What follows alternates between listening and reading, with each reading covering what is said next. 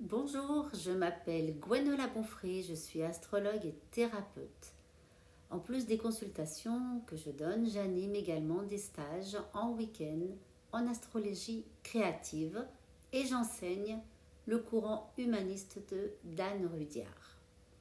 L'astrologie m'a révélée à moi-même et m'a tellement aidée et elle continue à m'aider dans mon quotidien que j'ai envie de partager ma passion.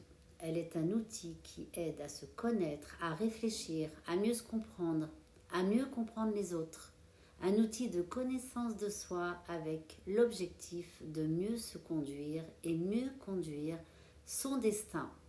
Son destin dans le sens de traverser la vie en allant vers la destination qui nous convient le mieux.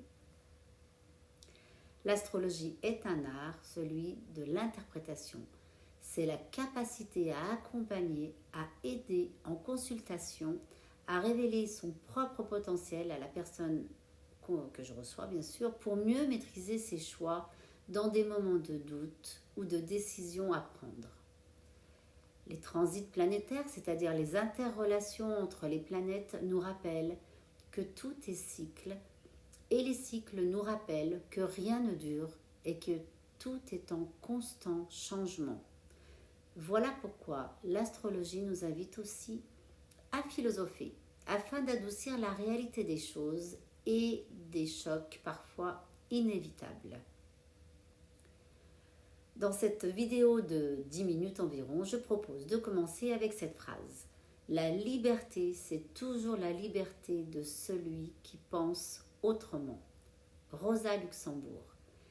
Cette phrase, je l'ai choisie pour illustrer l'aspect carré décroissant entre Saturne et Uranus dont on parle depuis de nombreux mois. En effet, Uranus est dans le signe du Taureau, en angle à 90 degrés du point de vue de la Terre, avec Saturne qui se trouve en Verseau. Deux signes dits fixes ayant une forte inertie. Nous allons évoquer plus particulièrement les valeurs symboliques de Saturne et d'Uranus, qui sont les deux maîtres du signe du Verseau. Commençons avec Uranus, qui est en lien avec les nouvelles technologies, les libertés revendiquées, les rébellions, entre autres, mais aussi l'évolution des idées et des pensées. Uranus symbolise l'inattendu et le renouveau. Il nous demande de sortir des schémas trop anciens pour aller vers l'avenir, vers de nouveaux paradigmes et les changements que cela induit. Sous l'influence de l'ère du Verseau, nous sommes doublement invités avec ce carré à revoir nos systèmes de pensée, de vivre, d'aimer, de consommer, de faire évoluer nos croyances et nos habitudes, de sortir de nos certitudes et de notre quant à soi parfois trop prononcé, d'oser faire du neuf. Mais sommes-nous prêts à lâcher ce qui a fait son temps, à tenter l'inconnu, porteur de promesses? Uranus est en Taureau, en signe de terre, et il est ici question de réalité, de concret, de se confronter et d'être confronté à la matière avec tout ce que cela implique de résistance. C'est également plus que jamais de réfléchir sur notre rapport à ce que produit la Terre, faire corps avec la matière en écoutant ses besoins et en respectant ses ressources et ses limites. Ce carré est une opportunité pour envisager de nouvelles perspectives, autant extérieures que des perspectives intérieures, c'est-à-dire de se relier à une nouvelle dimension complémentaire à celle du mental qui parfois nous empêche, avec un raisonnement trop pragmatique, d'oser du renouveau. Comment? Eh bien en écoutant, en s'écoutant, en se connectant à l'intelligence du cœur grâce à laquelle nous avons des visions plus larges et plus lumineuses de soi d'abord et aussi des autres et de l'avenir de manière générale. Mais sommes-nous prêts à élargir l'espace en nous, à laisser ce qui ne nous épanouit plus, ce qui nous encombre et ce que nous n'apprécions plus? Cette configuration planétaire se terminera en janvier 2023. Il aura imposé pendant 3 ans, entre autres configurations, une crise globale à la planète tout entière, mais aussi à chacun de nous. Cette configuration est un virage, une occasion d'agir et de prendre des décisions d'un point de vue mondial, en conscience et pleinement responsable, pour évoluer en gardant ce qui est juste et positif et en nous réinventant sur des sujets, les sujets de société brûlants qui nous détruisent actuellement. Parallèlement, dans nos vies personnelles, il est fort possible qu'il y ait aussi des répercussions selon ce que nous avons à vivre, à expérimenter. L'autre planète impliquée est Saturne. Il s'agit de discerner, de prendre le temps de la réflexion, de faire des choix.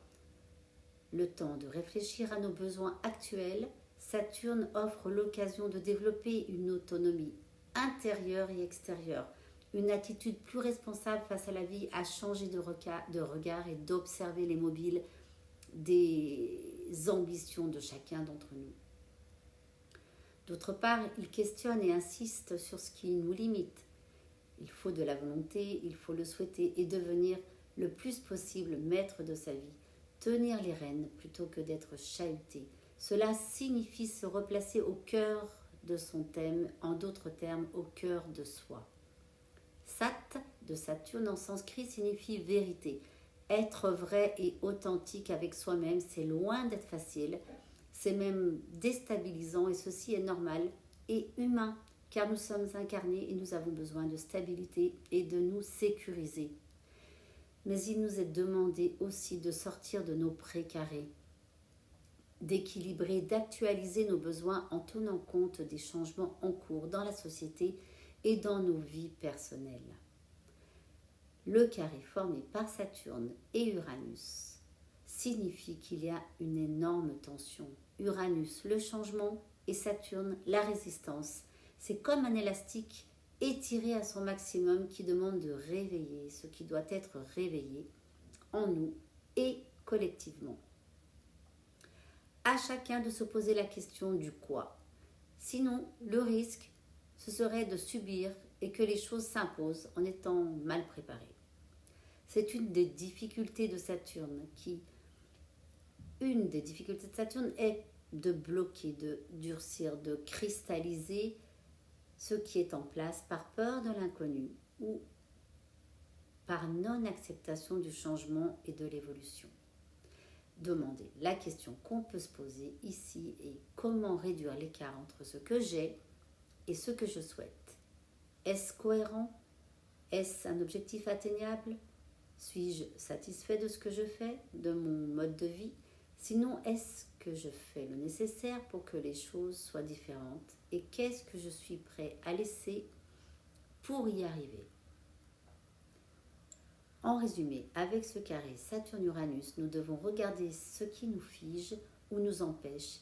Et nous avons à nous affranchir de tout un tas de modèles qui ne sont plus valables en augmentant notre puissance de nous réinventer, de nous penser d'une nouvelle manière, d'imaginer un monde collectif et personnel en phase avec nos nouveaux besoins matériels d'une part, mais aussi en nous reconnectant à nos besoins, appelons-les comme ça, spirituels, par le biais de l'imagination, l'imaginaire, de la pensée, qui sont des forces de créativité.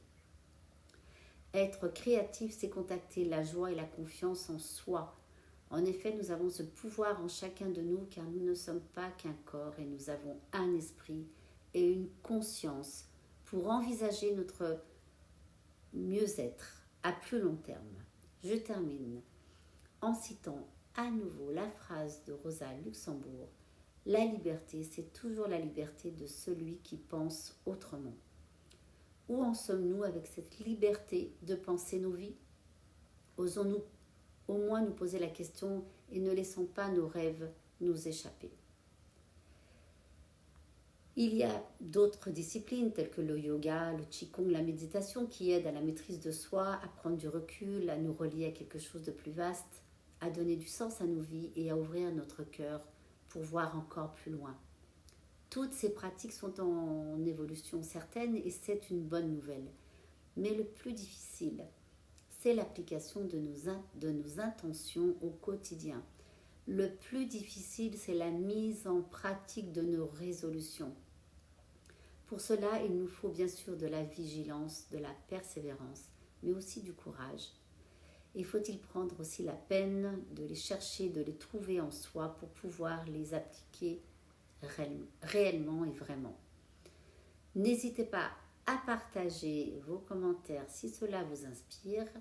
Et j'en profite avant de vous laisser pour vous présenter, pour ceux qui ne connaissent pas mon guide de l'astrologie pour débutants, disponible chez votre libraire préféré, aux éditions Secret d'Étoiles. C'est un livre facile, accessible, il donne des clés et des repères astronomiques d'abord, mythologiques ensuite et astrologiques bien sûr. Il est ludique, simple, vous trouverez des informations sur mon site Janua Conseil, Janua Conseil au singulier ou Gwenola Bonfré, en vous remerciant et en vous souhaitant le meilleur.